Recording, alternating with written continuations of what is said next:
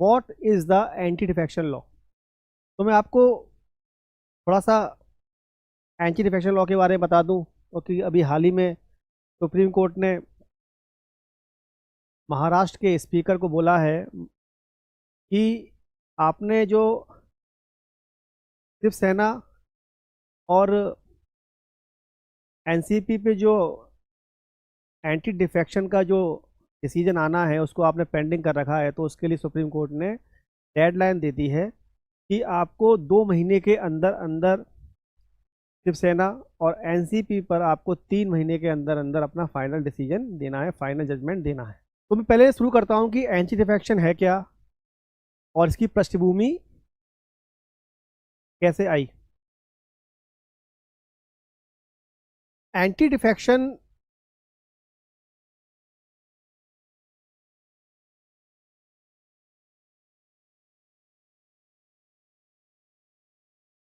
इसका मतलब है दल बदल। क्या है? दल बदल। यानी ए एक पार्टी है और बी एक पार्टी है, यानी ए पार्टी में से बी पार्टी में जाना और बी पार्टी से ए पार्टी में आना, इसे कहते हैं दल बदल। क्या कहते हैं? दल बदल। और इस एंटी डिफेक्शन दल बदल कानून को जब लाया गया, तो जब हमारे संविधान में इसको जोड़ा गया, तो जोड़ने से मतलब यानी जब हमारा संविधान बना होगा तब ये लॉ हमारे संविधान में नहीं था, यानी बाद में संविधान बनने के बाद इस एंटी डिफेक्शन लॉ की आवश्यकता पड़ी। तो ऐसी क्या कंडीशन आ गई कि इसको हमारे संविधान में ऐड करना पड़ा? इसका जवाब मिलेगा आपको इतिहास के पन्नों में, इसके बीज मिलेंगे आपको इतिहास के पन्नों में। तो पहले मैं आपको बता दूं कि एंटी डिफेक्शन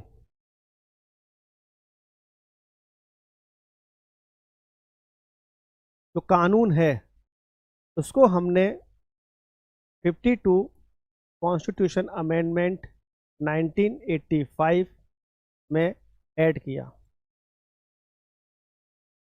ठीक है। और 52 कॉन्स्टिट्यूशन अमेंडमेंट के साथ ही हमने अपने संविधान में 10 शेड्यूल को ऐड किया।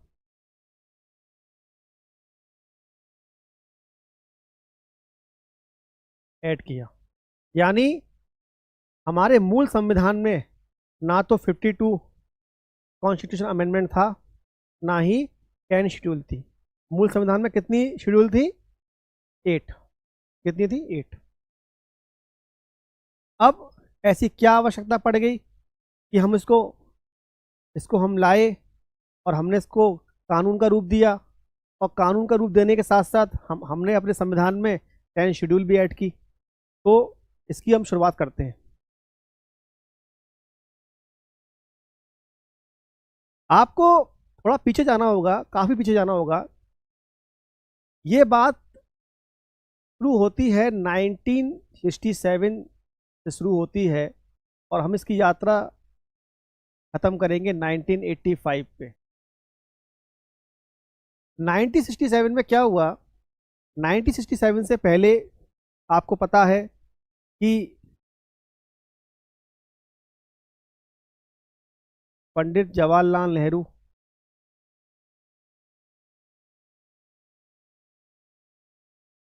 लाल बहादुर शास्त्री,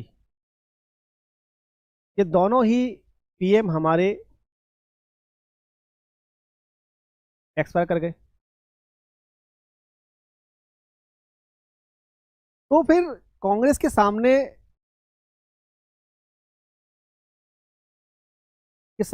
एक क्वेश्चंस आ गया कि अब कांग्रेस को लीड कौन करेगा, कांग्रेस को संभालेगा कौन? तो उस समय कांग्रेस के अध्यक्ष के कामराज अध्यक्ष थे।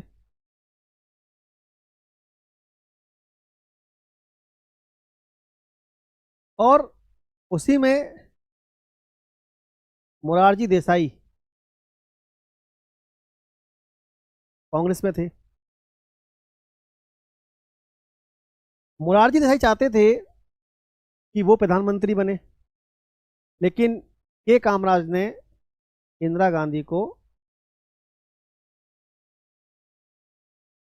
प्रधानमंत्री बनाया। ठीक है, इसी प्रश्न को लेके अरे वो सोच रहे थे कि ये तो गूंगी गुड़िया है इंदिरा गांधी, ये क्या कर पाएगी, ठीक है तो बना देते हैं। लेकिन क्या पता था कि ये आयरन लेडी क्या करेगी, तो पता ही है आप लोगों को। तो 1967 के समय कांग्रेस में दो फाड़ हो गए। कांग्रेस के अंदरूनी कलह के कारण इसके दो पार्ट हो गए, एक इंदिरा गुट और एक मोरारजी देसाई गुट। इसी दोनों गुट की वजह से, अंदरूनी कमजोरी की वजह से, जो कांग्रेस है वो आपकी सेंटर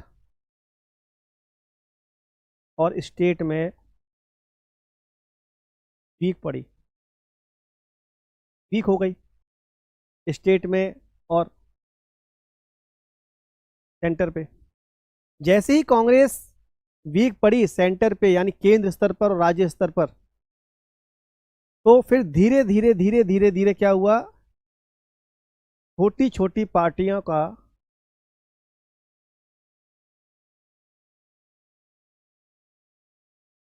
उदय हुआ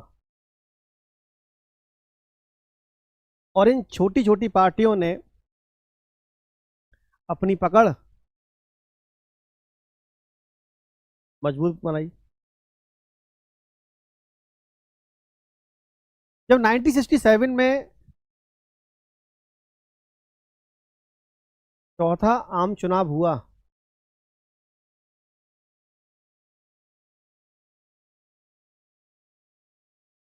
तो बड़ी मुश्किल से कांग्रेस को पूर्ण बहुमत मिला। मतलब जिस प्रकार से कांग्रेस को सीटें मिलती थी आपके 1952 में, 1957 में, 1962 में, जिस प्रकार से सीटें कांग्रेस को मिली थी, उतनी सीटें 1967 में नहीं मिली। मतलब कांग्रेस आ तो गई पूर्ण बहुमत में, लेकिन उस कॉन्फिडेंस से नहीं आ पाई जिस कॉन्फिडेंस से वो पिछले 3 आम चुनावों में आई थी। इसका मतलब यह है कि कांग्रेस के सेंट्रल लेवल पे और स्टेट लेवल पे वीक पड़ी, कमजोर पड़ी। और जब जब आपने देखा होगा कि कोई सत्ता जब सेंट्रल लेवल पे कमजोर पड़ती है तो आपके क्षेत्रीय स्तर पर क्षेत्रीय पार्टियों का उदय होना स्टार्ट हो जाता है। वही इस समय हुआ 1967 में। समय चलता रहा चलता रहा चलता रहा, फिर 1971 में इंडिया पाक वॉर हो गया।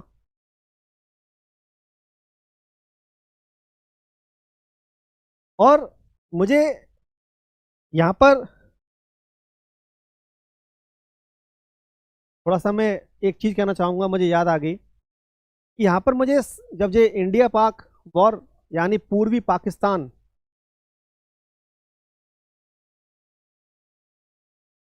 को बांग्लादेश बनाया गया, तो मुझे एक बहुत ही शानदार नेता, मतलब इतिहास में ऐसे नेता बहुत कम मिलते हैं, उनका नाम है सरदार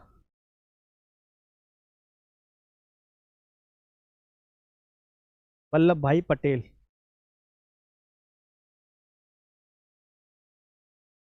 सरदार वल्लभ भाई पटेल ने एक कथन कहा था, एक स्टेटमेंट है उनका, कि जब देश आज़ाद हुआ और पाकिस्तान के बंटवारे की बात चल रही थी आज़ादी से पहले कि भारत ये दो टुकड़े होंगे। तो उन्होंने एक वाक्य कहा था कि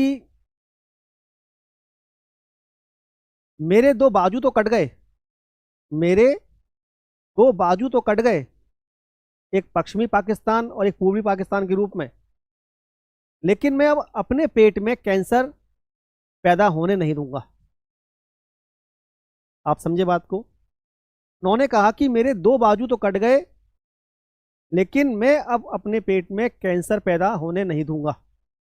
यानी पश्चिमी पाकिस्तान और पूर्वी पाकिस्तान तो बन गए, लेकिन जो देसी रियासतों का एकीकरण है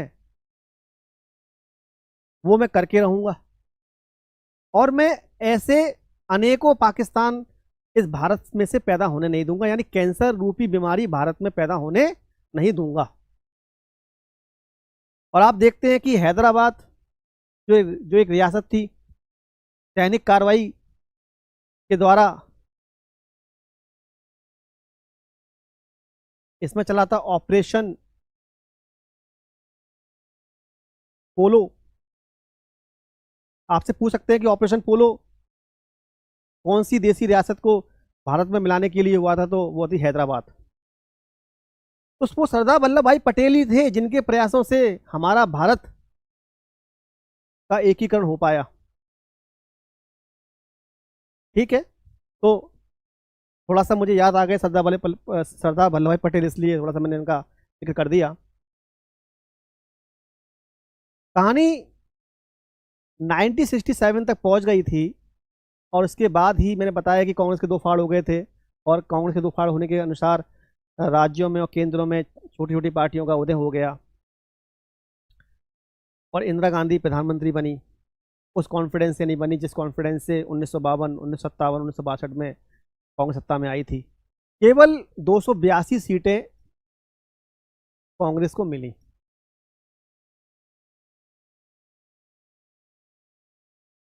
इसी बीच 1971 में मैंने बताया कि इंडिया वॉर हुआ। गरीबी हटाओ का नारा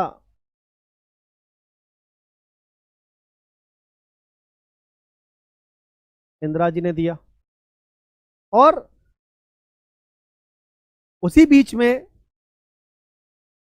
जो मोरारजी देसाई थे वो कांग्रेस से अलग हो गए, और कुछ नेता और जिनका भी मुझे नाम ध्यान नहीं आ रहा है, वो कांग्रेस का पूर्ण रूप से विरोध कर रहे थे।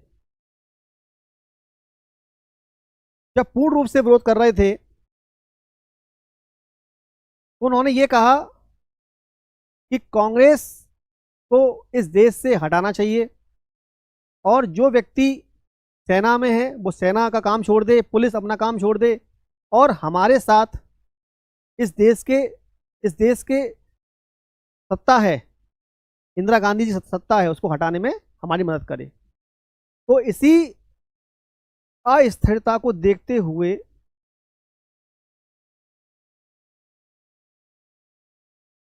भारत में आपातकाल लगा दिया गया, और इस आपातकाल में लोगों के फंडामेंटल राइट्स को छीन लिया गया। प्रेस के अधिकार छीन लिए गए, और पूरी तरीके से भारत में आपातकाल लगा दिया गया। और जितने भी नेता थे जो उनका विरोध कर रहे थे, उनको सुबह तक, रात में ये घोषणा हुई थी आपातकाल की, और सुबह जल्दी सुबह तक इस सारे नेताओं को क्या कर लिया गया, गिरफ्तार कर लिया गया। जब गिरफ्तार कर लिया गया और काफी 2 साल तक ये चला आपातकाल, तो लोग इंदिरा गांधी की इस कार्य से इतने पीड़ित हो गए, इतने पीड़ित हो गए थे, और फिर चुनाव हुए 1977 में, तो कांग्रेस पराजित हुई, और 1977 में पहली फर्स्ट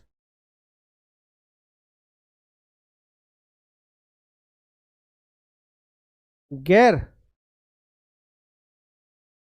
कांग्रेस सरकार मोरारजी देसाई के रूप में आई जनता पार्टी। समझ गए आप लोग?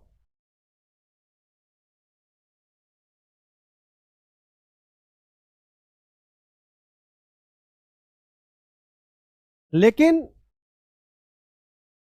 अब बात शुरू होती है यहां से, मतलब 20 तो आपको एंटी डिफेक्शन के पहले ही मिल गए थे। जनता पार्टी जब सत्ता में आई तो ये गठबंधन सरकार थी। क्या थी? गठबंधन सरकार। यानी ये पार्टी जब आई तो कॉलिशन पार्टी थी, यानी काफी पार्टियों को मिला के एक पार्टी बनी, गठबंधन पार्टी। और ये गठबंधन पार्टी ज्यादा दिनों तक नहीं चली और ये पार्टी गिर गई। इसके बाद दोबारा चुनाव हुए और इंदिरा गांधी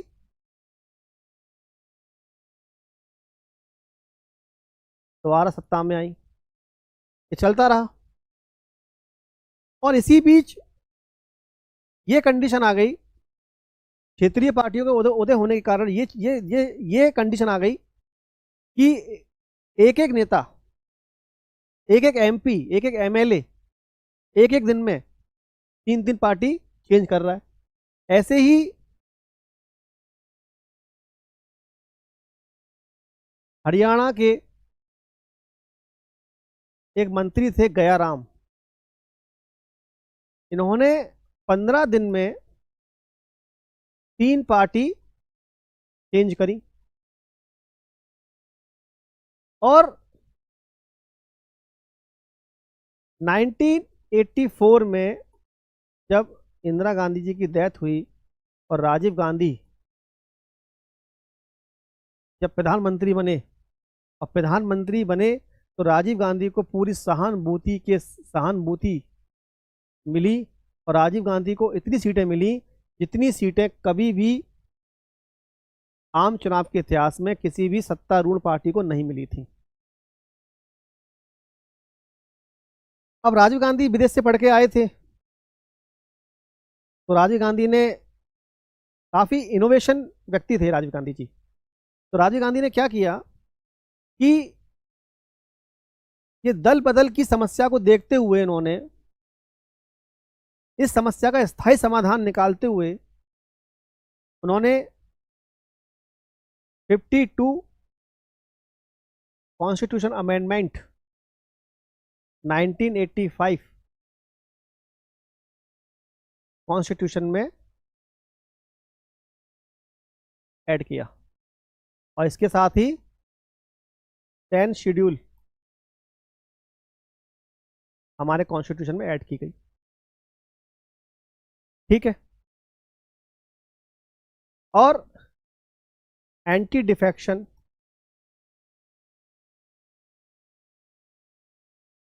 लॉ बना दिया गया, यानी इसे कानूनी रूप दे दिया गया। अब शुरू होता है एंटी डिफेक्शन। एंटी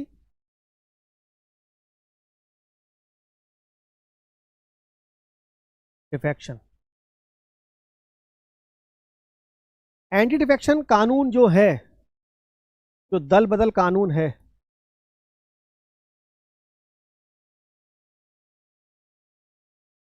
वो 3 तरीके के सदस्यों पर लगता है। 3 तरीके के सदस्यों पर लगता है। पहला सेंटर और स्टेट। सेंटर में एमपी चाहे वो लोकसभा के हों, एमएलए चाहे वो राज्य सभा के हों। स्टेट में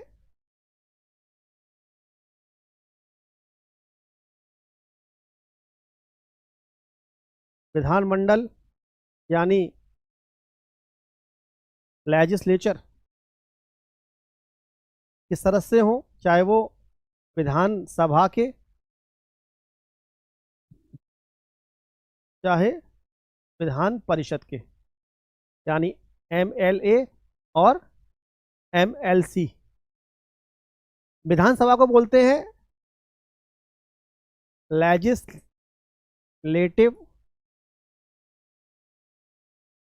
असेंबली, और इसको बोलते हैं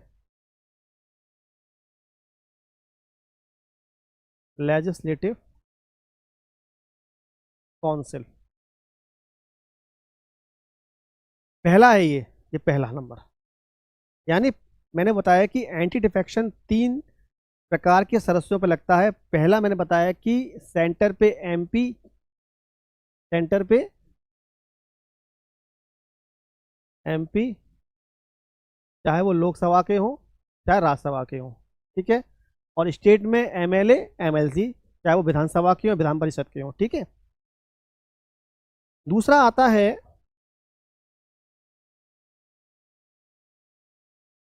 नॉमिनेटेड, नॉमिनेटेड यानी अनुमोदित, अनुमोदित। और तीसरा आता है निर्दलीय। क्या? निर्दलीय यानी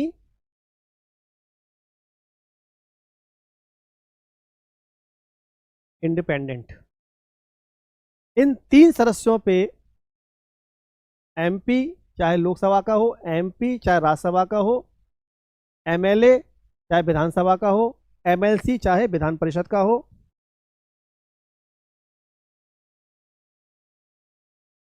नॉमिनेटेड और निर्दलीय। अब आप समझिए कि एमपी एमएलए ये तो आप जानते ही हैं कि ये जनता के द्वारा चुने जाते हैं सेंटर पे और स्टेट लेवल पे।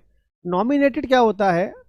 आर्टिकल 80 क्लॉज 3 के अकॉर्डिंग राष्ट्रपति को ये पावर है और शक्ति दी गई है कि वो 12 मेंबर्स क्या कर सकता है? अनुमोदित कर सकता है। लेकिन आपको मालूम होना चाहिए जो 12 मेंबर्स होते हैं वो सत्तारूढ़ पार्टी ही बताती है कि वो 12 मेंबर्स कौन से आएंगे, यानी जो रूलिंग पार्टी है, यानी जो रूलिंग पार्टी है, ठीक है।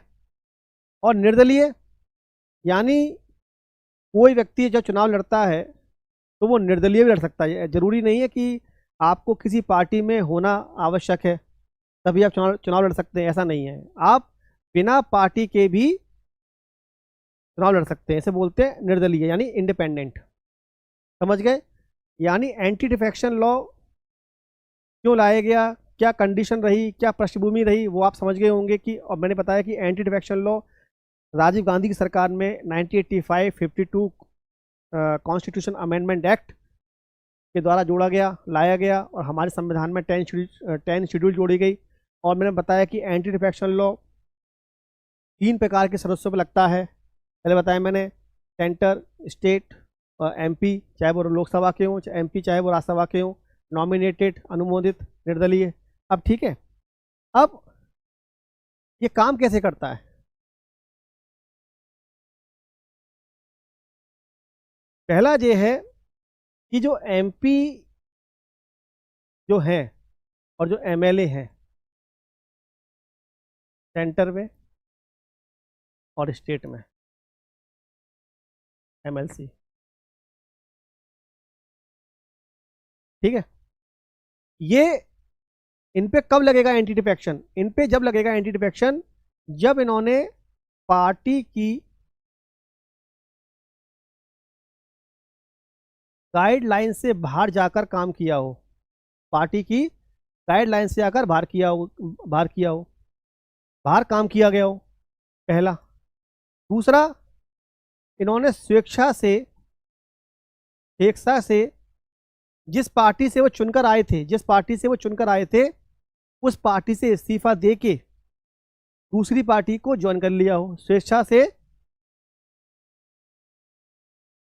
इस्तीफा देके जिस पार्टी से वो चुनकर आए थे, जिस पार्टी से वो एमपी या एमएलए बने थे, उस पार्टी को छोड़कर दूसरी पार्टी उन्होंने क्या कर ली? ज्वाइन कर ली हो, तो उन पे क्या लगेगा? Anti defection. उन पे क्या लगेगा? Anti defection.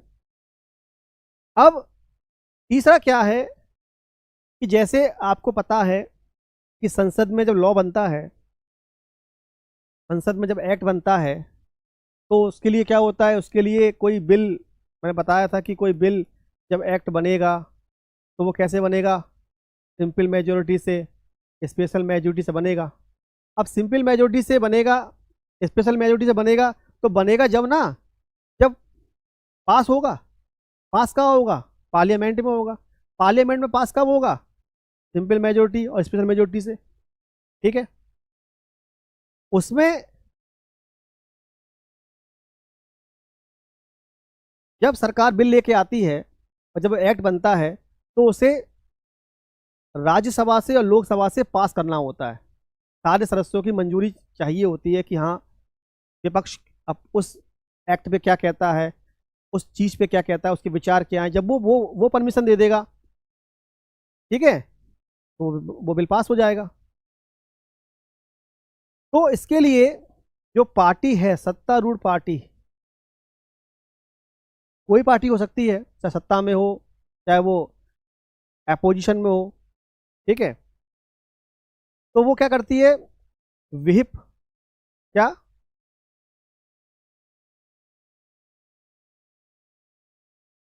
संचेतक जारी करती है, विप, WHIP, विप। उसमें ये बताया जाता है कि भैया कि ये बिल पास होना है, आप सब लोगों को आना है, आप सब लोगों को अपनी उपस्थिति दर्ज करानी है, आपका आना आवश्यक है। इस विप जारी होने के बाद अगर कोई MP या MLA वोटिंग के लिए नहीं पहुंचता है तो उस पर भी क्या हो सकता है, उस पर भी एंटी डिफेक्शन लगाया जा सकता है। आप समझ गए, समझ गए। पहले में अगर आप पार्टी की गाइडलाइन से बाहर काम कर रहे हैं, तो इच्छा से आपने इस्तीफा दे दिया, दूसरी पार्टी ज्वाइन कर ली, या फिर आपने जब पार्टी ने व्हिप जारी किया और आपको बुलाया कि आपको वोट देना है और आप वोट देने के लिए अनुपस्थित रहे, और आपने क्या किया, अनुपस्थित रहे और आपने अपोजिशन के खेमे में जाके वोट डाल दिया, तो आप पे क्या लगेगा, एंटी डिफेक्शन।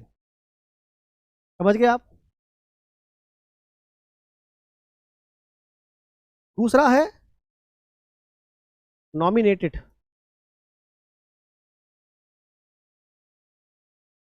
यानी अनुमोदित।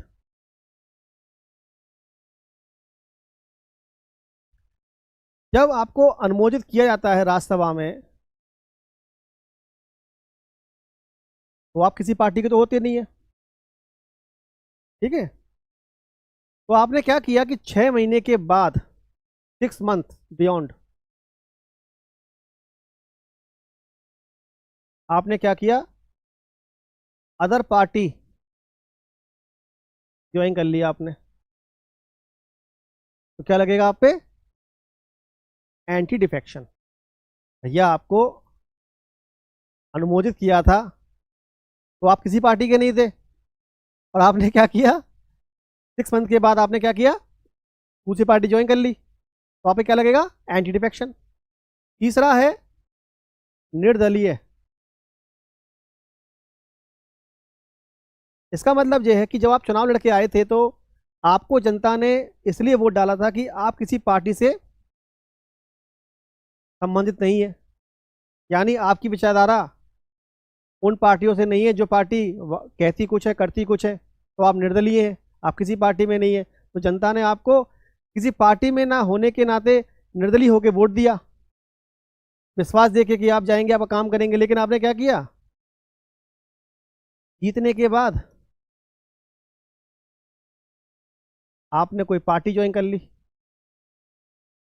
तो आप पे क्या लगेगा, एंटी डिफेक्शन। क्या लगेगा, एंटी डिफेक्शन। समझ गए आप बात को, यहां तक क्लियर होगी बात आपकी। अब इस एंटी डिफेक्शन में जो लगेगा, उसकी फुल पावर किसको दे दी गई है, स्पीकर को, यानी अध्यक्ष। क्या दे दिए, अध्यक्ष। अध्यक्ष को फुल पावर दे दी है एंटी डिफेक्शन पे। इसलिए मैंने बताया था कि अभी सुप्रीम कोर्ट ने महाराष्ट्र के स्पीकर से कहा है कि आपने एनसीपी और शिवसेना के जो एंटी डिफेक्शन पे जो आपने जो डिसीजन पेंडिंग कर रखा है उसको आप जल्दी सुनाइए, बोला सुप्रीम कोर्ट ने। तो किससे बोला था? स्पीकर से बोला था ना। तो स्पीकर से क्यों बोला था? क्योंकि एंटी डिफेक्शन में किस पे एंटी डिफेक्शन लगेगा, किस पे नहीं लगेगा, ये फुल पावर किसको दे दी है? स्पीकर को दे दी है। अब आप मुझसे पूछेंगे और आपके सामने ये क्वेश्चन आना भी चाहिए कि सर कि भैया स्पीकर को क्यों दे दी है, वाई? तो स्पीकर को फुल पावर इसलिए दी है क्योंकि आप जानते हैं संसद हो या विधानमंडल हो, संसद की जितनी भी प्रक्रिया होगी और विधानमंडल की जितनी प्रक्रिया होगी, चाहे वो बिल एक्ट बनेगा, सेशन बुलाना, प्रश्नकाल, शून्यकाल, किसी को डिस्क्वालीफाई करना है, किसी पे जो कोई व्यक्ति अगर चिल्ला रहा है, संसद की गरिमा को खराब कर रहा है, तो उस पर एक्शन कौन लेता है? स्पीकर। मतलब आप समझे ना, संसद की जितनी भी प्रक्रिया होती है, सत्र को बुलाना, सत्र को आहूत करना, सत्र का सत्रावासन करना और शून्यकाल, प्रश्नकाल, ये सारी प्रक्रिया स्पीकर के द्वारा की जाती है। तो इसलिए जो प्रक्रियात्मक रूप से जो स्पीकर है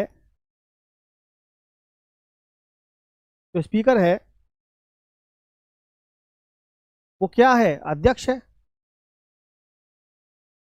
इसलिए स्पीकर को क्या दे दी है? एंटी डिफेक्शन की पावर दे दी है। समझ गए ना? ठीक है, समझ गए आप। लेकिन बात यहां खत्म नहीं होती। और इसमें यह भी कहा गया था, आपके 52 कॉन्स्टिट्यूशन अमेंडमेंट में यह भी कहा गया था कि स्पीकर किसी पे अगर एंटी डिफेक्शन लगाता है तो उसकी न्यायिक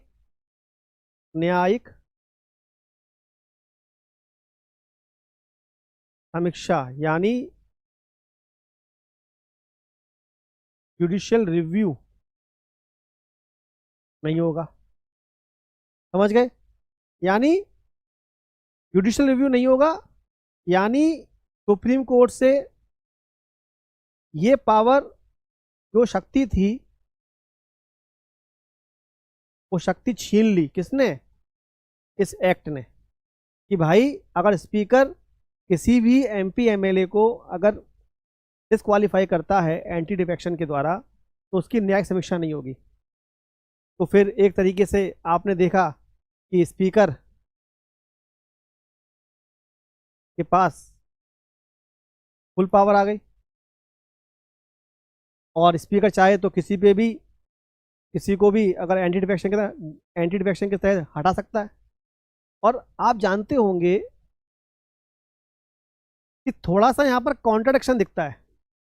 कॉन्ट्रडिक्शन ऐसे दिखता है जैसे मान के चलिए कि एमपी या एमएलए उन पे एक तरीके से एंटी डिफेक्शन के द्वारा उन पे दबाव बनाया जा रहा है।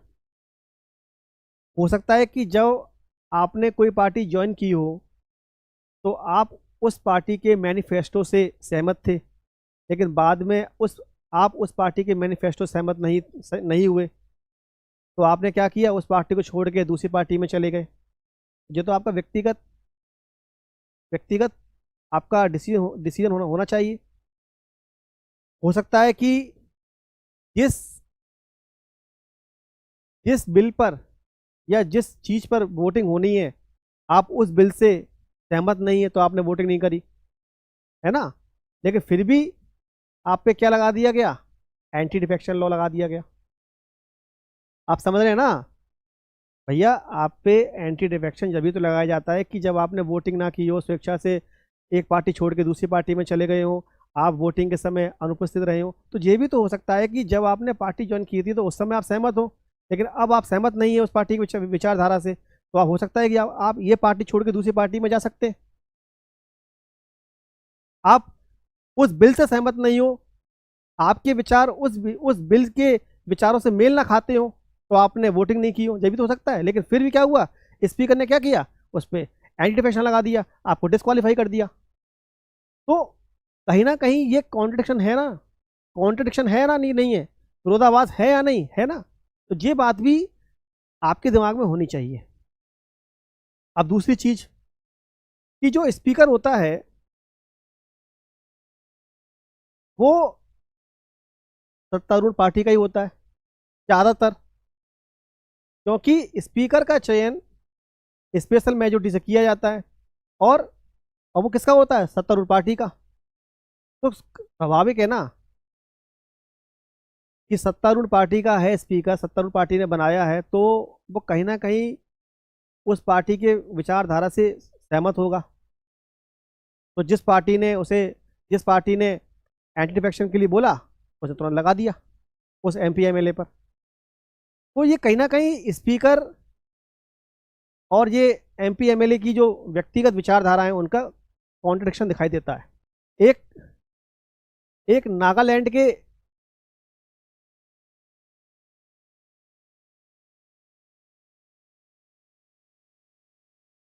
मंत्री थे कि हो तो होलोमन, केस आया कि हो तो होलोमन केस में ये कहा गया कि हो तो होलोमन केस में ये आया आपका 1993 में। इसमें सुप्रीम कोर्ट ने ये कहा कि भाई जो स्पीकर है इसके डिसीजन की न्यायिक समीक्षा हो सकती है। ठीक है, अब न्यायिक समीक्षा क्यों हो सकती है, न्यायिक समीक्षा इसलिए हो सकती है, आप क्योतो होलोमन को ध्यान रखिएगा, ये केस 1993 में आया था, इसी में सुप्रीम कोर्ट ने कहा था कि स्पीकर के डिसीजन की जुडिशियल रिव्यू हो सकता है। तो जुडिशियल रिव्यू क्यों हो सकता है, क्योंकि जो स्पीकर है वो किसी एमपी और एमएलए को हटा रहा है, डिस्क्वालीफाई कर रहा है। तो ये हटाना उसकी क्वासी जुडिशियल पावर में आता है, यानी अर्ध न्यायिक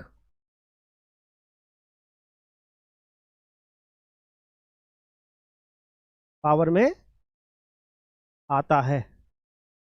जब ये अर्ध न्यायिक पावर में आता है तो सुप्रीम कोर्ट ने कहा इसलिए हम इसका जुडिशियल रिव्यू हम इसका हम इसका क्या कर सकते हैं, जुडिशियल रिव्यू कर सकते हैं।